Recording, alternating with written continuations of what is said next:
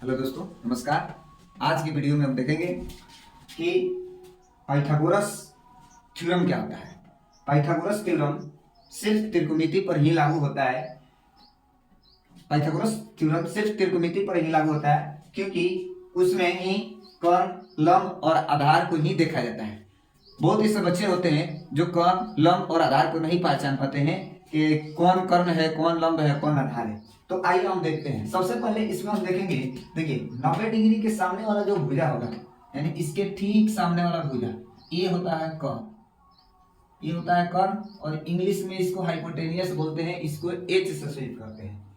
और ठीक इसके जो जो ये त्रिभुज जो जिसपे टिका हुआ है, इसको बोलते हैं आधार, इसको बोलते हैं आधार। और इसको इंग्लिश में बेस बोलते हैं। और ये जो सीधी जो लाइन गई है ऊपर, इसको बोलते हैं लंब, इसको बोलते हैं लंब। और इसे हम कोची से पी से स्वीप करते हैं, इसको इंग्लिश में बोलते हैं परपेंडिकुलर। हालांकि ये त्रिभुज में ये कर्ण नहीं बदलता है, ये दोनों बदलता है। कब बदलता है? तो उसके थीटा के अनुसार, यानी कितना एंगल पर वो झुका हुआ है, उसका झुकाव कितना है, उसी पर इसका एंगल बदलता है।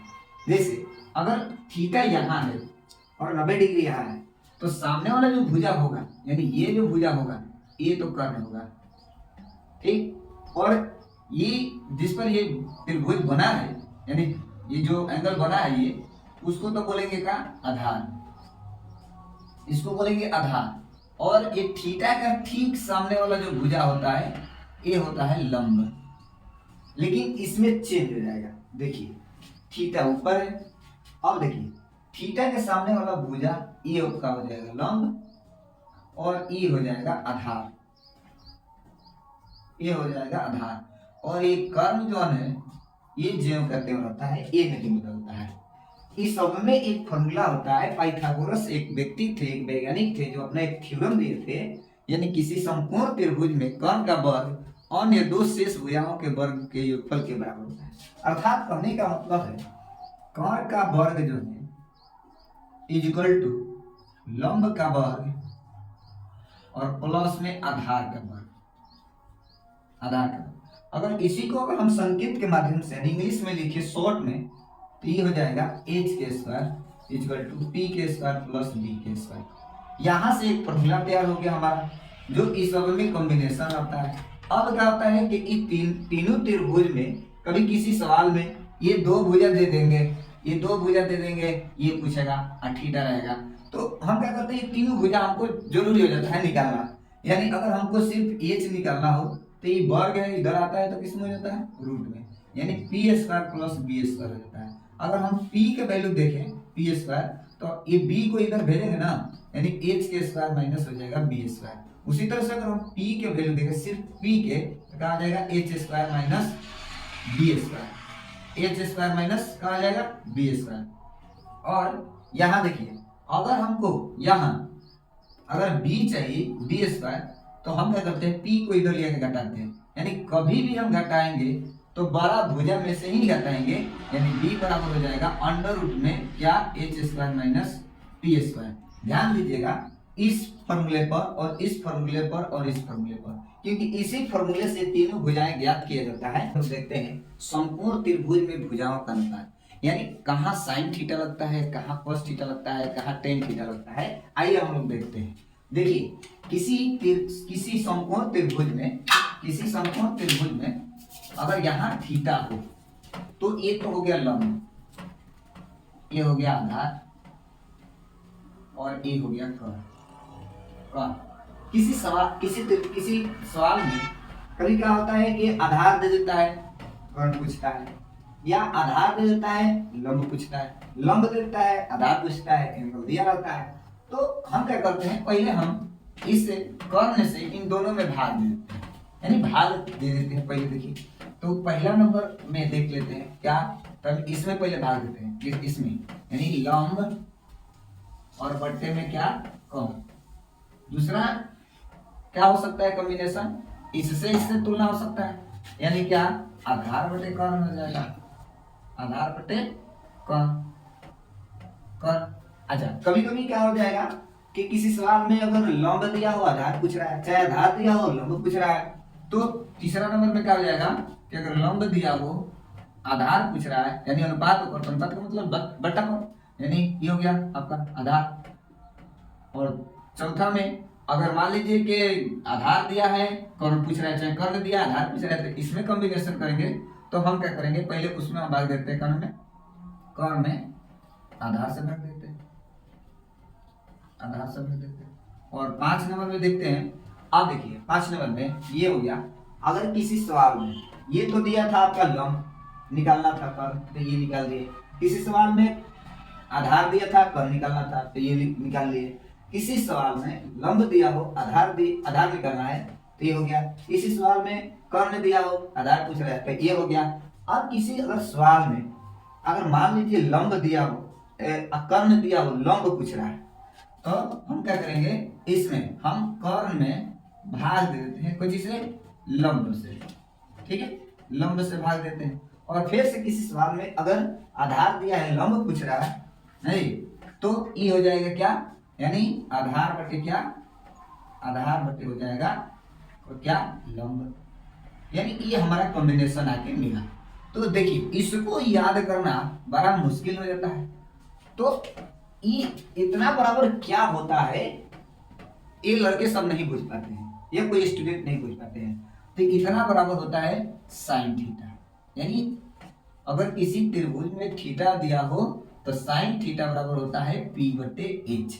यानी अगर इसको अगर हम इंग्लिश में लंब को क्या कहेंगे, परपेंडिकुलर, और बी को यानी आधार को क्या बेस, और इसको एच, यानी साइन थीटा, इसका नाम दे दिए साइन थीटा, और लंब बटे क्या हो गया कर्ण, तो साइन थीटा बराबर हो जाएगा क्या P बटे एच। और इसको बोलते हैं आधार, आधार बटे कर्ण हो तो क्या होता है cos थीटा होता है।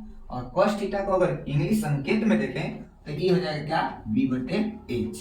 अगर इसी को अगर हम इसको संकेत में देखें तो इसको इसका संकेत होता है, वो होता है टेन थीटा, यानी टेन थीटा बराबर क्या हो जाएगा, यानी क्या, तो p बटे b। अब देखिए जो इसका होता है, इसका जो होता है, देखिए ये इसी का उल्टा है, यानी देखिए इसका उल्टा है, तो इसका उल्टा होता है, इसका एक भाई है जिसका नाम है सेक थीटा, और सेक थीटा होता है, देखिए इसका उल्टा है, तो क्या हो गया h बटे b। अब देखिए इसका जो उल्टा होता है, a ध्यान दीजिए a, तो इसका उल्टा होता है कॉसेक थीटा, यानी h बटे p। अब देखिए अब इसका उल्टा देखिए, यानी ये जो इसका उल्टा है ये होगा, तो इसका एक और उल्टा है, होता है कॉम्बिनेशन, यानी इसका जो छोटा भाई है इसका नाम है cot थीटा, और cot थीटा बराबर क्या होता है b बटे p। तो यहाँ इसको इसी तरह से इसका ये संकेत है जो याद करना बहुत मुश्किल हो जाता है। इसमें एक ट्रिक है, इसको याद करने के लिए क्या ट्रिक है कि अगर हम ये 3 वर्ड याद कर लेते हैं, 3 तो 3 अपने आप यानी फ्री में मिलेगा। यानी अगर ये साइन थीटा बराबर इतना याद कर लिए, cos थीटा बराबर इतना याद कर लिए, और टेन थीटा इतना याद कर लिए, तो समझिए कि ये 3 अगर याद हो गया तो 3 ही स्वतः याद हो जाता है।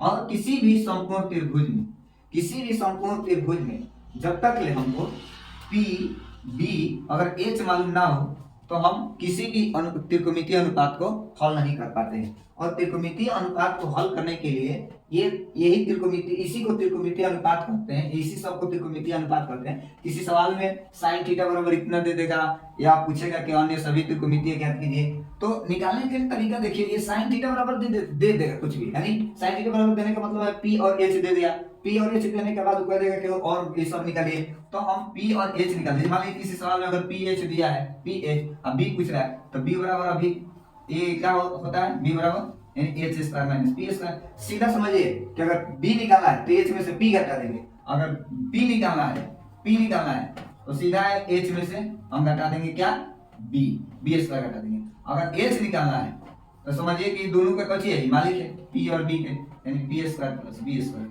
तो ये तीनों को निकालने के लिए सूत्र है जो हम अभी थोड़ी देर पहले हम बता चुके हैं। त्रिभुज ABC में AB बराबर 8 सेंटीमीटर, BC बराबर 6 सेंटीमीटर, और जिसका कोण B क्या है 90 डिग्री। तो अन्य सभी त्रिकोणमितीय अनुपात ज्ञात। ये इस त्रिभुज में देखिए ध्यान से, आपको क्या दिया है, B दिया है, ये क्या दिया है, P दिया है, और E आपको मालूम नहीं है, H मालूम नहीं है, तो लिख देंगे क्या बनाएंगे? तो पहले लिखेंगे समकोण त्रिभुज, समकोण त्रिभुज, त्रिभुज किसमें? समकोण त्रिभुज एबीसी में, ए बी सी में, एबीसी में क्या आ गई? तो ए बी बराबर 8 सेंटीमीटर और आपका क्या BC बराबर कितना 6 सेंटीमीटर। ये दोनों क्या दिया है अर्थात यानी P बराबर है 8 सेंटीमीटर और B बराबर है कितना 6 सेंटीमीटर। तो H मालूम नहीं है वाट। तो बताइए पाइथागोरस थ्योरम से अब पाइथागोरस